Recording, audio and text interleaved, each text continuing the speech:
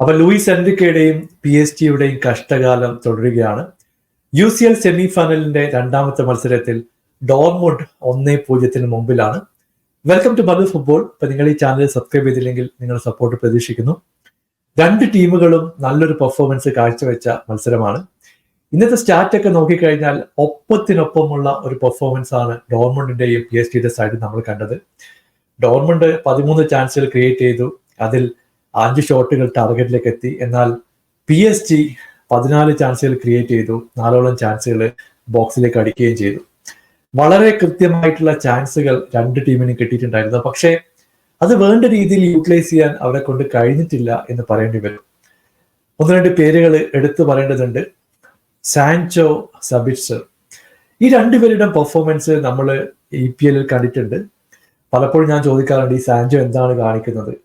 ആ ഡോർമുണ്ടിൽ കണ്ട സാൻചോനെ കാണാൻ പറ്റുന്നില്ലല്ലോ, പുള്ളി എന്താണ് ഷോട്ട് എടുക്കാത്തത്? ഇങ്ങനെ പലതരത്തിലുള്ള ചോദ്യങ്ങൾ യുണൈറ്റഡിൽ കളിക്കുമ്പോൾ സാൻചോക്കെതിരെ ഉണ്ടായിരുന്നു.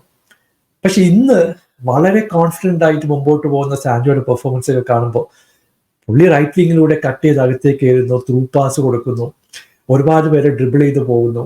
ഒരു കിടിലം പെർഫോമൻസ് ആണ് സാൻചോ പുറത്തെടുത്തിട്ടുള്ളത്. സബിറ്റ്സറുടെ കാര്യം എടുത്തു പറയണം, പുള്ളി ബോക്സിലേക്ക് ഒന്ന് ഷോട്ട് എടുക്കുന്നു. ഇതുപോലുള്ള പല മൂവ്മെന്റുകളും ഡോർമുണ്ടിന്റെ സൈഡിൽ നിന്ന് ഉണ്ടായിരുന്നു. എന്നാൽ വളരെ കൃത്യമായിട്ടുള്ള ഒരു കൗണ്ടർ അറ്റാക്കിങ്ങിലൂടെയാണ് ആദ്യത്തെ ഗോൾ വരുന്നത്. നമ്മുടെ വിനീഷ്യസ് ജൂനിയറിന്റെ റണ്ണിനെ പറ്റിയിട്ട് കഴിഞ്ഞ മത്സരത്തിൽ പറഞ്ഞിട്ടുണ്ട്. അതുപോലെ തന്നെ ഫുൾക്കർക്കിന്റെ ഒരു കിടിലം റണ്ണ് വരുന്നു.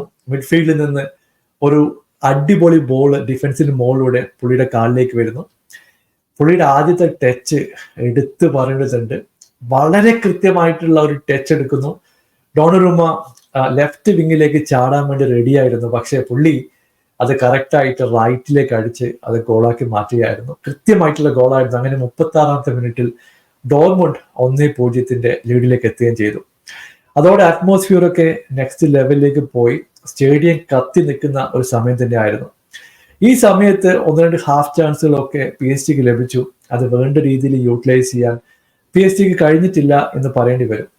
എംബാപ്പയുടെ പെർഫോമൻസിനെ പറ്റി പറയണം. പുള്ളി ഇത് വിസിബിൾ ആയിട്ടുള്ള ഒരുപാട് ത്രെട്ട് ഒന്നും ക്രിയേറ്റ് ചെയ്തിട്ടില്ല എന്ന് പറയേണ്ടി വരും.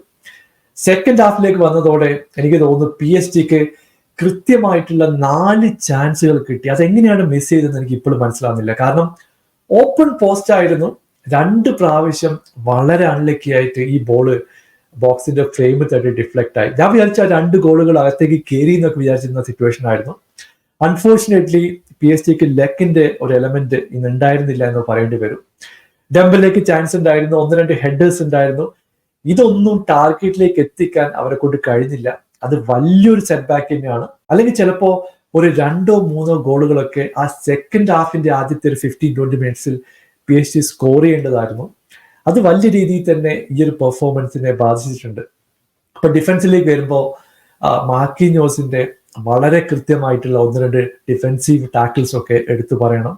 ഡോർമുണ്ടിന് സെക്കൻഡ് ഗോൾ സ്കോർ ചെയ്യാൻ കൃത്യമായിട്ടുള്ള ഒരു 1-on-1 ചാൻസ് കിട്ടിയിട്ടുണ്ടായിരുന്നു. പക്ഷേ ലാസ്റ്റ് മിനിറ്റിൽ മാർക്കിഞ്ഞോ സ്ലൈഡ് ചെയ്തിട്ട് അത് ബ്ലോക്ക് ചെയ്തു. ഇല്ലെങ്കിൽ ചിലപ്പോൾ അത് ബോക്സിനകത്തേക്ക് കയറാനുള്ള ചാൻസ് ഉണ്ടായിരുന്നു. അത് മാത്രമല്ല, സാൻചോ 1-2 ചാൻസുകൾ ബോക്സിലേക്ക് എത്തിച്ചു. പക്ഷെ അത് കൺവേർട്ട് ചെയ്യാൻ ഫുൾബാക്കിന് കഴിഞ്ഞില്ല എന്നുള്ളത് ഒരു സെറ്റ് ബാക്ക് തന്നെയായിരുന്നു.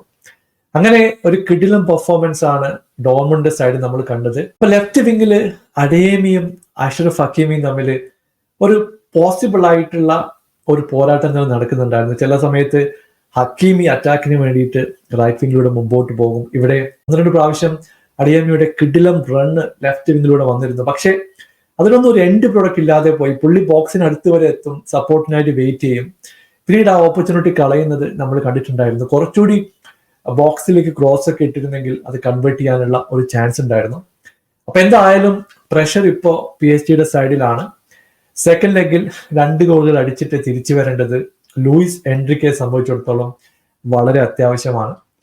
ഹെർണാണ്ടസിന് കിട്ടിയിട്ടുള്ള ഒരു ഇഞ്ചുറി മറ്റൊരു തലവേദനയാണ്. പുള്ളി 36 മിനിറ്റോടെ പുറത്തേക്ക് പോകുന്നത് നമ്മൾ കണ്ടു.